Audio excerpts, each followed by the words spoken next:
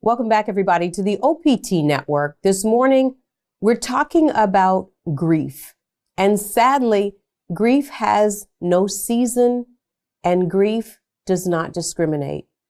With the number of mass shootings, with the number of school shootings, with the number of overdoses, what we know is that younger children are left to deal with grief and really don't know where to begin. And the statistics say that 1 in 15 children will lose a parent or sibling before the age of 18. Our guest this morning has been on this mission for well over 2 decades, helping people, young children especially, understand and deal with grief.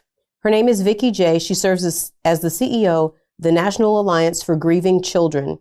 She's also the founding director of Raise Hope for Children, Children's Grief Center in Midland, Texas. And we welcome her to the OPT Network for the very first time. Vicki, good morning and welcome. Good morning. Thank you for having me. It's a tough subject. And I don't know. I said, helping children through grief. First of all, I don't know necessarily if any of us knows how to start with the conversation on death when kids are at an age where they can understand. I would say probably 6, 7, 8 and on, where they sort of understand that their parent or their sibling is not coming back. Let's talk about how we start to help them understand that. Probably the first way to start is for us to be comfortable with the topic ourselves. So many times we don't want to talk to kids about death and dying and the end of life issues because we're not comfortable with it. So we have to first kind of put ourselves in the position of being comfortable sharing information, being able to bring the topic up.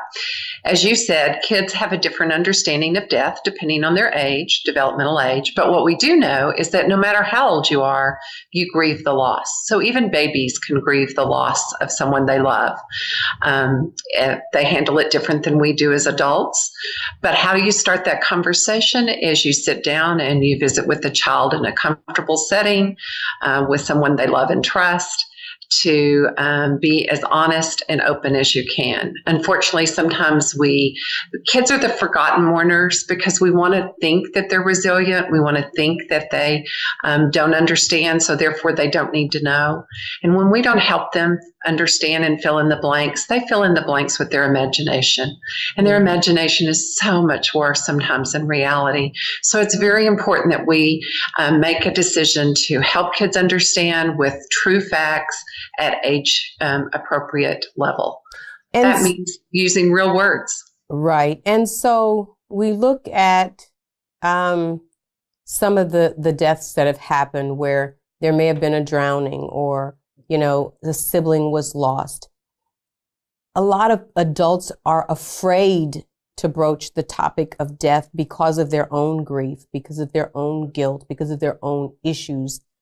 How do you help the parents so that they can then help the children? And should the children have the memory of seeing that person dead in order to go through that process? There are a lot of questions in your question, but I know a lot. No, one of them is, how do we help the parents help the child?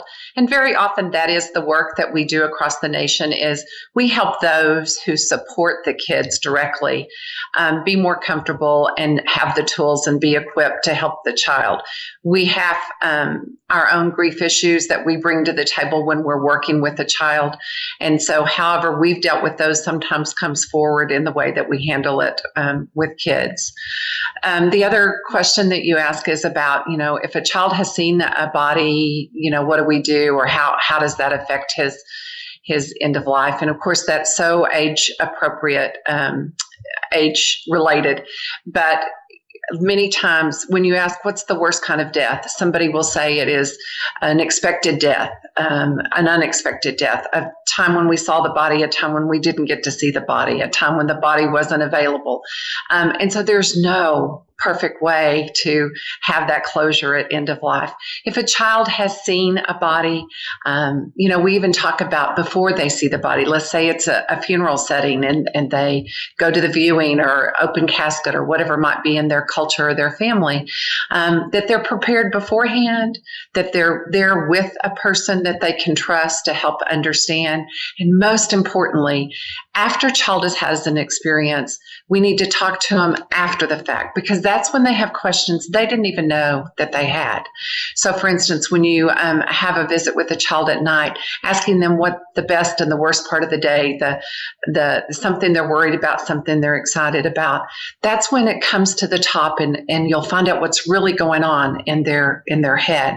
It's important that we ask questions of kids, but it's important that we don't tell the kids what they should be thinking. So in other words, if we said, was that scary when you saw Dad's body? Right. Then that really says to them, I should be afraid when I saw Dad's body. So we shouldn't say that. So what you should say is, tell me about what it was like when you saw Dad's body. Or tell me if you have any questions. Help me understand what you're thinking. Or how did that make you feel? More open-ended, exactly. More open-ended questions rather than putting our own self on them. So if we think that it was yucky to see a body, then if we portray it that way, then they're going to feel that way. So it's more important that we ask those very neutral questions to find out what's in their mind to come up rather than planning our own thoughts. And so, as parents or survivors of small children or young children, you're making some decisions about the funeral and about the closure. Should you have that conversation with them, though they may not be old enough to make the best decision for themselves? That's a great question. And probably one of the ones we get most often is, how old should a child be to attend a funeral, or should a child attend a funeral? When I work with an adult group, I'll ask, how many of you remember your first funeral? And many times they harbor some really deep problems because they weren't allowed to go, or because they weren't included in the explanation and given the details and the facts. And so they really are in not a good place now as an adult because of an experience they had as a child. So we really are advocates that child should be given a choice. They may or may not be old enough to attend, but together the parent and the child, or the support system and the child, would decide if they're ready. And then they need to be prepared, not only for what they'll see, but what they'll hear, what they'll sense, what they'll smell. I had one child who said, I'd never seen my dad cry. So the emotions of someone else at the funeral left an impression on her bigger than seeing the casket there and mourning her mom. So it's important that we help them understand, prepare, and then it's important that somebody neutral sits with them in the setting so that if they need to leave or if they have questions, they have somebody there to understand.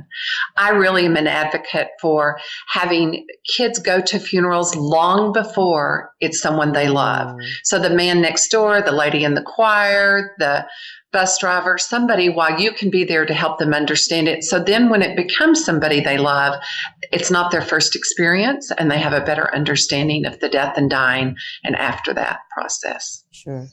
We're going to take a break here, but when we come back, we're going to talk more about how the survivors can talk to young children about their grief and how to process it, and hopefully not live a life of unresolved in terms of grief. Stay on point. We're back right after this.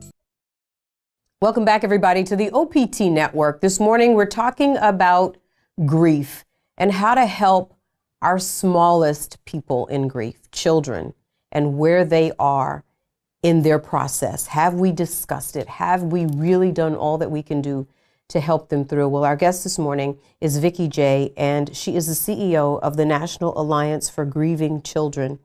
And before we went to the break, and I have so many questions because we know personally so many people that have died way too young and have left young children. We know that the overdose rates are just off the charts, and grandparents, aunts and uncles will be left to raise children. So if there was one starting point for all of those broken people to then help the broken children, what would you say that would be? To start the conversation. To start the conversation with yourself and teach kids that death is a normal and natural part of life. But let's stop right there, because if someone has overdosed, it's not all that normal and natural. You know what I'm saying? This was not a death that necessarily had to happen. Are you honest about the way the death occurred, or do you just brush by that? You know, honesty is really the bottom of all relationships. And so if you're not honest with the child, more than likely they'll find out the truth some other way, through the media, through neighbors, overhearing things on down the road. And at that point, you've broken the relationship with that child, and the child has a very, very negative feeling towards the death, towards their own grief process. So we totally, totally support. Suicide is another perfect example where we don't want to tell kids what really happened.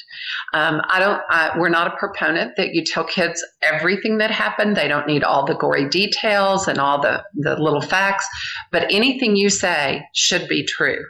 So if you don't tell them the truth and they find out from someone else, it'll affect them for the rest of their life. They'll hold that within their heart as a memory of that death. So the more natural you can handle unnatural things like opioids and overdose and suicide and all those things, that's many times harder for kids to deal with, because they see that choices is what caused the death, and somebody chose to leave them. And so that's a whole nother level of their grief process. But it starts with them knowing reality and being honest with them. So we are very much a proponent of saying you can camouflage it like you want to. You don't have to say opioids or heroin or whatever it is you want to say. You say he made a decision, he took too much medicine, depending on the age. You give them the details. He was very sick in the head. It was an illness within his body that caused him, because we do believe that addiction and suicide are caused by illnesses. Sure. And so it's okay to say those words. You don't have to, just be blunt and say, your dad chose to leave us today in this way. You just say, your dad made a poor decision that ended his life. It's very important, like with suicide, that we use real words. He took his own life. He killed himself. He died by suicide, rather than saying, he left us. He went to heaven. He went to heaven. We even don't like the word committed suicide, because committed has a real negative connotation for our families about maybe related to sin or maybe related to a crime. So we try and we need our media to help us on this. Instead of saying committed, we say took his own life, died by suicide, ended his life, but avoid the words committed. Sure. And so when you're faced with that proverbial why, what do you say? I don't know any human that knows the answer to that. So we're honest with our kids and we say, I don't know. What do you think? There are some things we'll never understand. I'm looking for that answer too. I don't know that I know why. We may never know why. Right. And all of that is true. Right. Because we don't know. There's not a person who can say why that person did that on that day, or why God let this happen to me today. That's another question kids ask us a lot, is why did God let this happen? And there's not an answer for that. And so we just are honest with our kids and say, I don't know, but what do you think? Tell me what you're thinking. Let me know, about your thoughts. Because the more they talk about it, the more they come to their own resolution of why they think it may have happened. And so for those parents that are grappling with, or those caretakers that are grappling with, how much do we talk about the person that is now deceased, or how little do we talk about it? What do you say to those people? This is the season of family. So no matter what your faith or culture is, the time between Thanksgiving and the New Year is a time where families come together. And so people always ask, how long do we hold on to the memory? How much do we talk about it? How long do we, acknowledge they're missing? And it's really important that we acknowledge that someone was a part of our life, but we follow the lead of the kids. So we ask them, what is a favorite memory? And if they say I don't have a memory or I don't want to talk about it, then we don't talk about it. We don't force them. But opening the door for them to have conversations or memorialize or hang an ornament on the tree or light a candle, whatever it is, really should be up to the child and not to the parent. We do believe that the first year is hard and the second year is even harder many, many times. And then after that, we learn to gradually kind of weave it into our normal, what we call the new normal of life. And we never let go of memories of the people who were a part of our life, good or bad. But we don't have to dwell on them, but we need permission to celebrate if appropriate. Wow. I'm reminded of a friend who died too young and left her teenage son. And when I talked to the aunt, she said, he won't talk about his mother at all. I'm worried. What do you say to those people?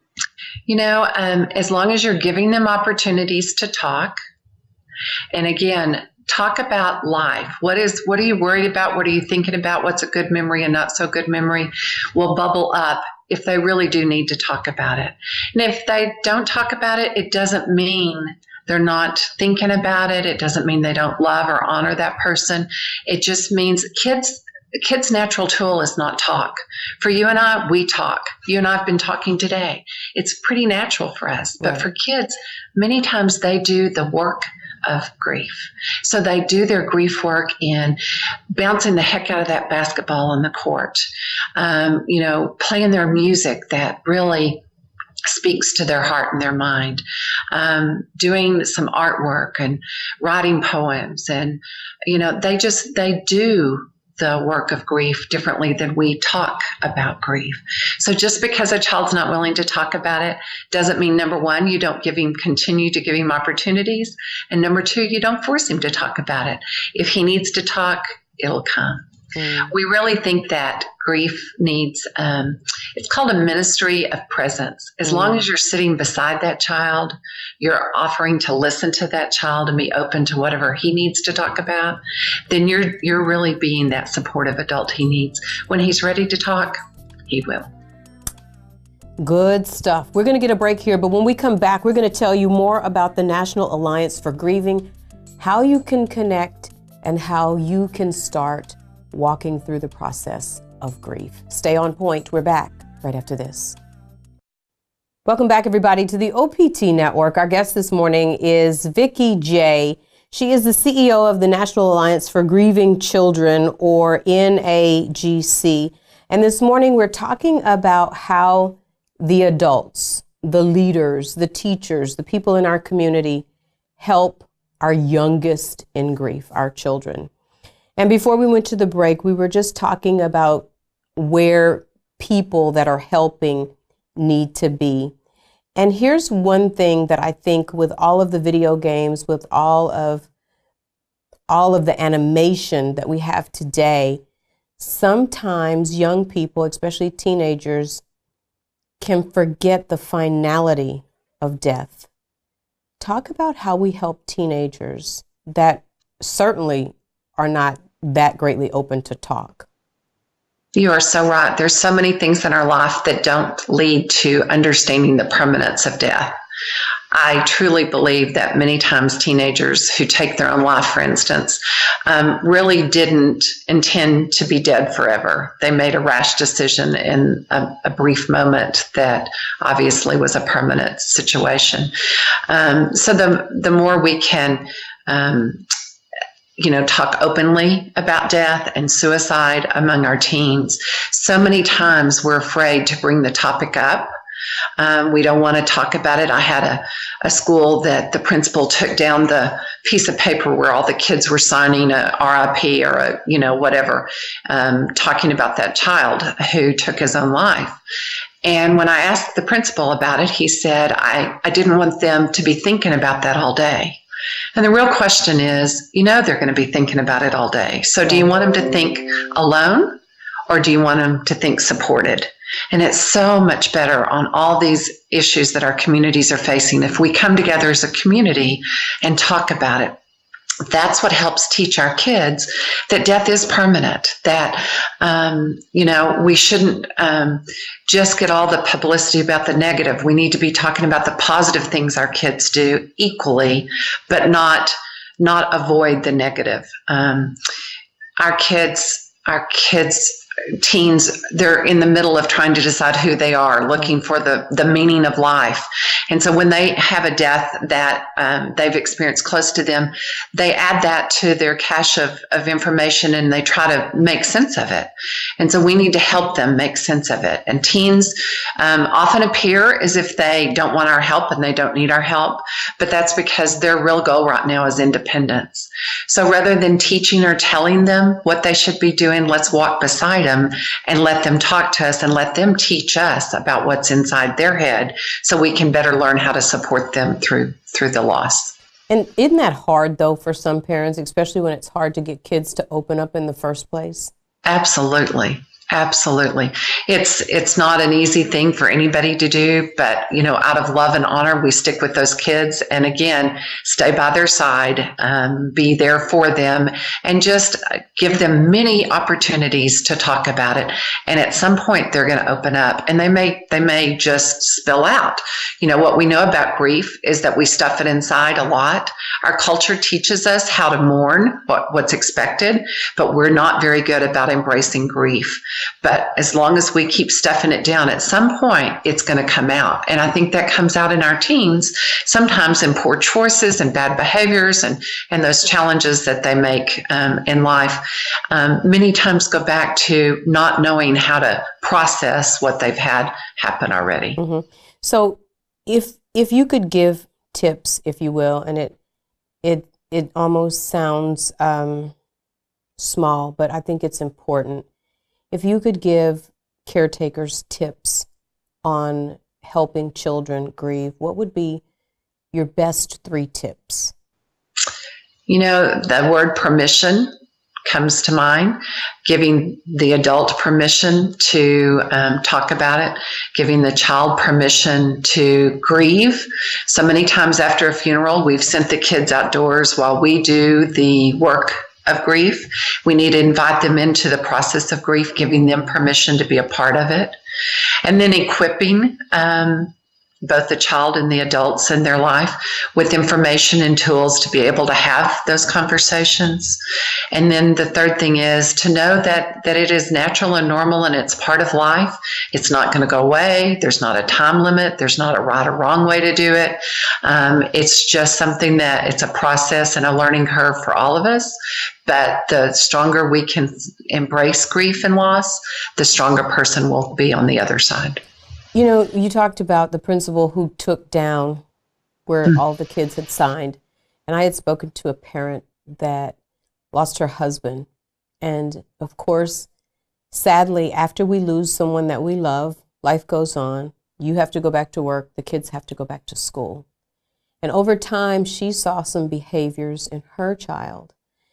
And she talked about the insensitivity of the teacher. What do teachers need to know about helping children through the grief process? That is an initiative that we continue to work on to make sure that teachers recognize grief signs.